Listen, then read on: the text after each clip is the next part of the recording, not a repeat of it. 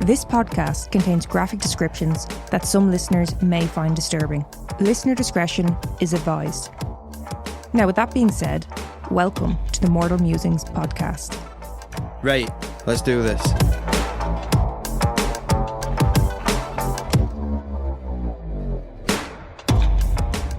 So did anyone see that sign that was up in Dublin for Valentine's Day? I try to avoid Dublin as best I can. So obviously a lot of our listeners, you're not necessarily from Dublin or even Ireland. I think quite a few are. I think we do have quite a few Irish listeners. They just don't interact with us on social media. We have a lot in the UK and the US and beyond. So there was a sign put up for Valentine's Day, and it reads, "Paul, tell your wife about us, or I will. Happy Valentine's, baby. P.S. I'm pregnant." Now, this was posted all over social media. Yeah. Even Dublin Airport started having a laugh about it. Oh, really? They posted a video of people like going, like heading to security, and it said something like all the Pauls leaving Ireland. Now, apparently, this poster was a joke. It was like, it's been done before. I know, it's kind of a letdown, but it's still fucking funny to be driving past and see that. Yeah, I just thought that was something funny, if anyone had seen on social media.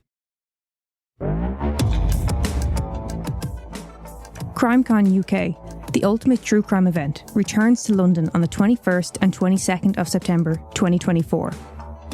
CrimeCon UK is the world's leading true crime event and is partnered by True Crime, the expert-led true crime channel available on your platform of choice. From fascinating sessions with some of the biggest names in true crime to raising a glass with your favourite podcasters. Tickets will include free tea, coffee, biscuits, flavoured water across the entire weekend. And there's plenty of time to network with the crime contributors. This year also sees the introduction of a platinum ticket. The platinum ticket gives guests access to exclusive content, private events, and one-on-one FaceTime with the CrimeCon UK cast. CrimeCon UK is an unforgettable way for you to really immerse yourself in the true crime community. Neil and I will be there, so come and join us for a drink and quote Mortal for your special 10% discount. And I'll be there too.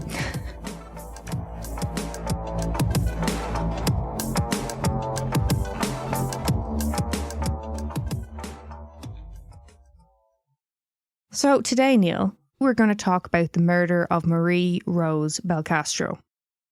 Okay. So to start with... Not even going to bother asking me if I've heard of this one. No, I know you haven't. Have you? No. So to start with, we're going to actually take a little bit of a look into the background of Marie herself. It can be hard to find information on the victim, so when I can, it's great, and we love to include it, don't we? Yeah. I think it's disgusting, but you can find so much on the killer. Mm. And then it's just like, yeah, and she died. Yeah. It's... Exactly. Well, you're lucky if you can find she was married, she had kids, she was this age. Yeah. A lot of the time someone is listed as a victim, one of X amount. And it's, But like I said, we have some background on Marie, so let's get into it. So Marie Rose Belcastro was born on the 9th of September in 1920 in Niles, Ohio. Growing up, she attended Niles McKinley High School and she graduated in 1939. So as Marie started to grow into adulthood, she would go on to work for Packard Electric, and she also worked for the Trumbull County as a school bus driver and aide. Now, Marie was also married. She married her husband Frank on the 10th of May, 1941. And something that was very important to Marie was her family. Okay. She would go on in life to become a mother, a grandmother, and even a great-grandmother. Oh, so she lived a full life. Oh, yeah. Marie seemed to really enjoy life, and she gave out as much love as she could. Her grandson Brian said, "If I had 1/10 of her energy, I'd be richer than Bezos." She was just always on the go. She was always doing stuff. Richer than who? Jeff Bezos, Amazon. Oh. You say Elon Musk? Because he's richer. He's like the richest man in the world. Or one of the richest men in the world. Oh, all right, good to know. So Marie realised that as she got older, she'd be better off to give up her driving licence. But one thing she would not concede was moving in with the family. She wanted to maintain her independence. My nan. Yeah. So Marie, how old was your granny? 98. 98, and she's still living on her own. Yeah. Fair fucks to her. So Marie was 94 years of age and she still lived independently. And she had done since the passing of her husband Fred in 1989. So Marie was very young at heart and she loved to have the crack. A couple of her favourite comedians were Ron White and Lewis Black. Don't know him. What are you laughing at? It's just like you expect to know everything, and if you don't, it's like, they're no good. No, but you do know Ron White. I do not know Ron White. So her grandson Brian said about her that she was an enigma. On one hand, she was this church-going lady, but then on the other hand, when he was in college, she was the one to give him beer money. Like I said, she was this church lady, but she liked to have a bit of crack. Yeah. You know? She Irish? No. Okay. Italian. Oh, okay. That makes sense. She loved to cook. Fits right in there. Yeah. Italians love their food. Yeah.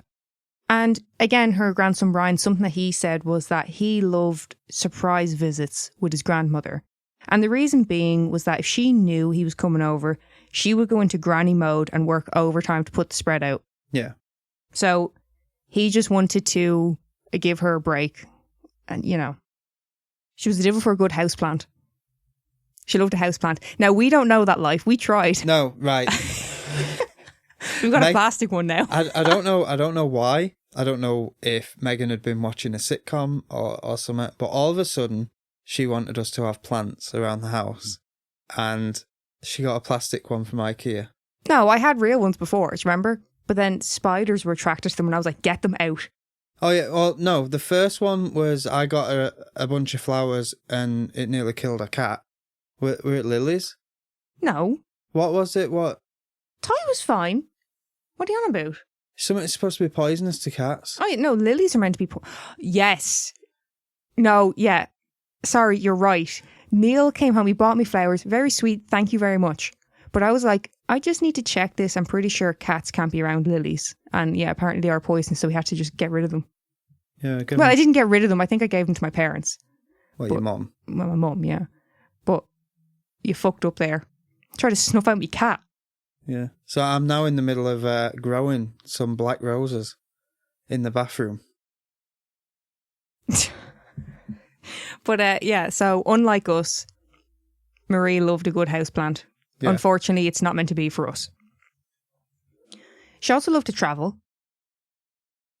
With the company of her daughters, she had travelled to Hawaii, Mexico and Italy, just to name a few. And some of her hobbies also included playing cards.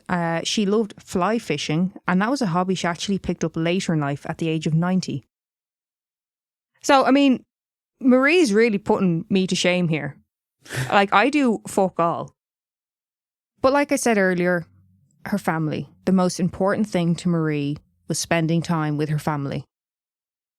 So, on the 31st of March, 2015, someone actually broke into Marie's home. Now, the person who broke in was Jacob LaRosa. And he was a 15-year-old boy who was also a neighbour of Marie's. So we'll take a quick look into the background of Jacob now. Jacob LaRosa was born on the 27th of July 1999.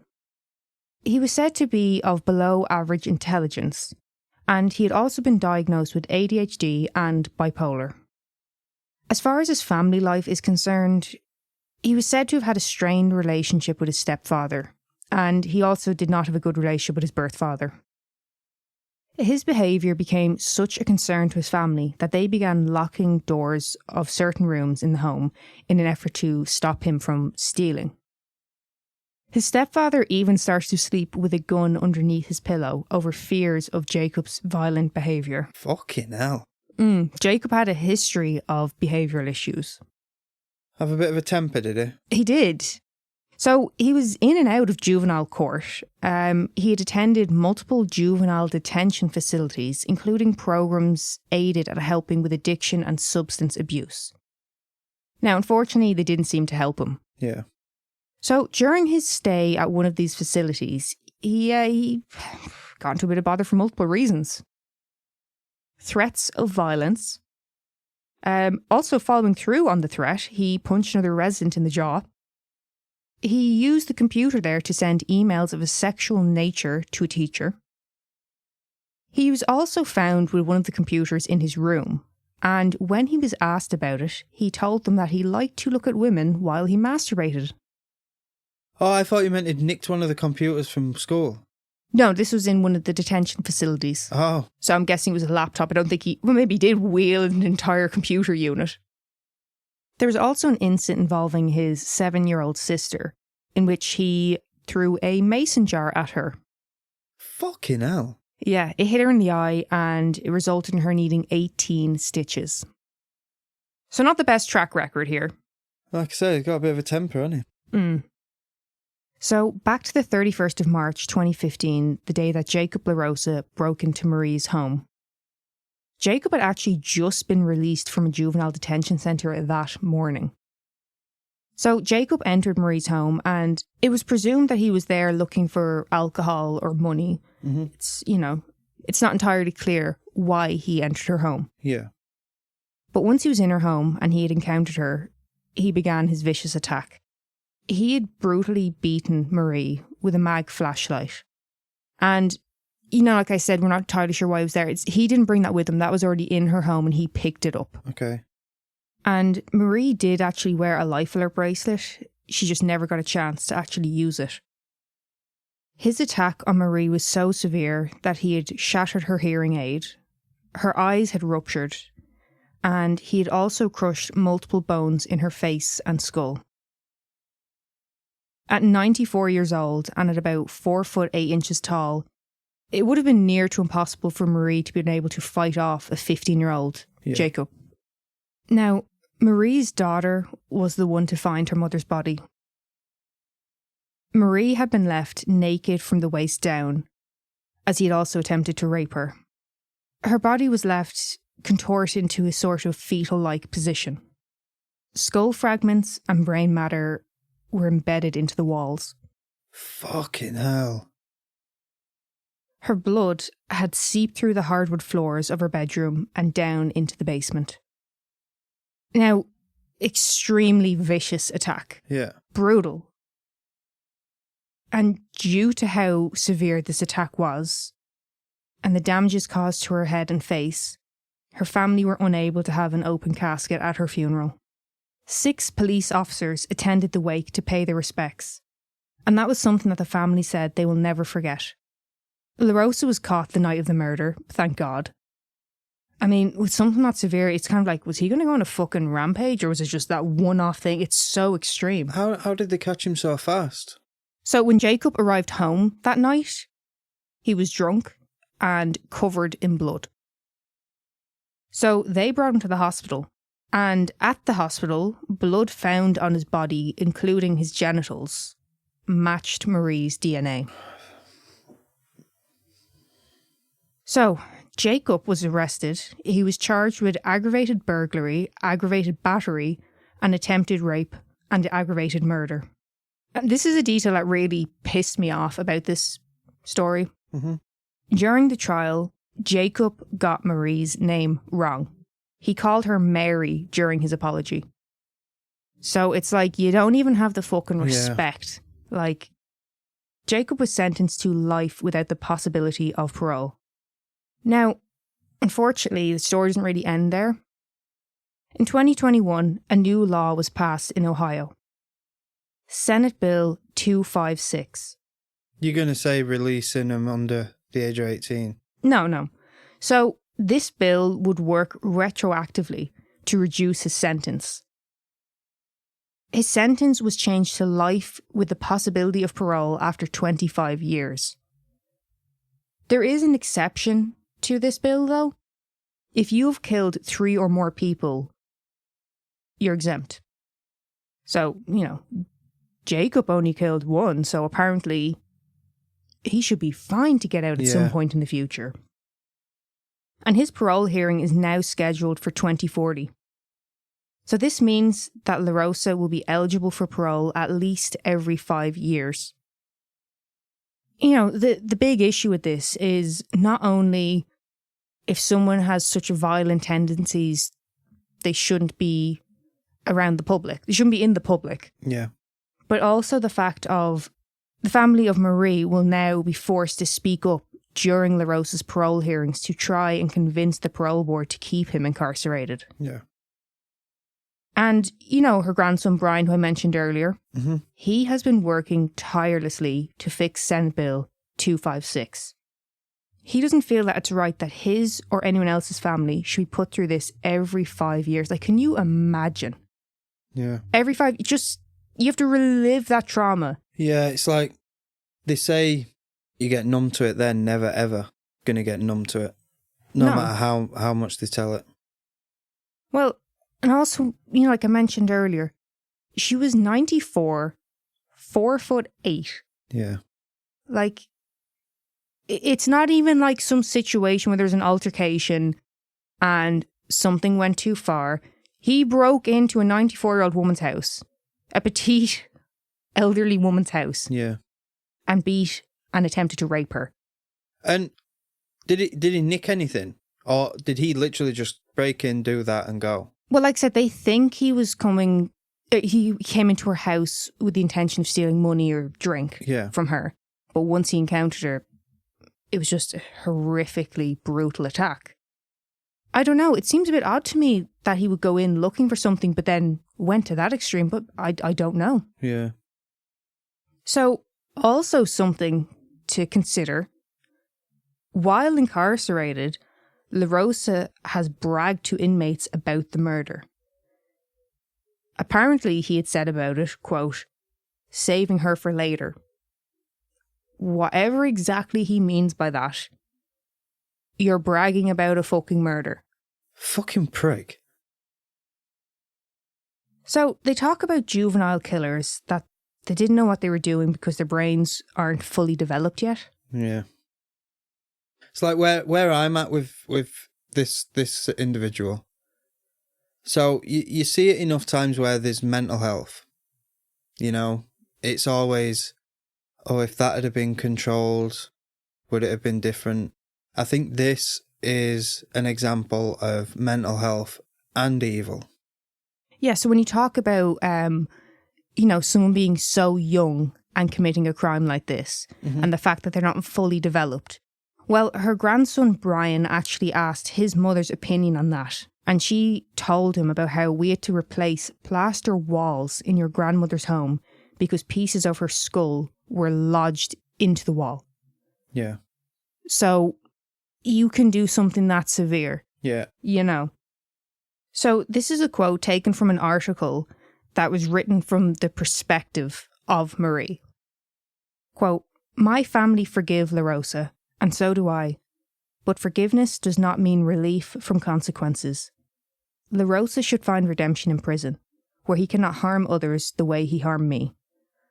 I mean, that's exactly it. Like, if there is a chance for reform with someone who is that violent, fantastic. But it's very hard to believe. It doesn't mean you can just be relieved of the consequences.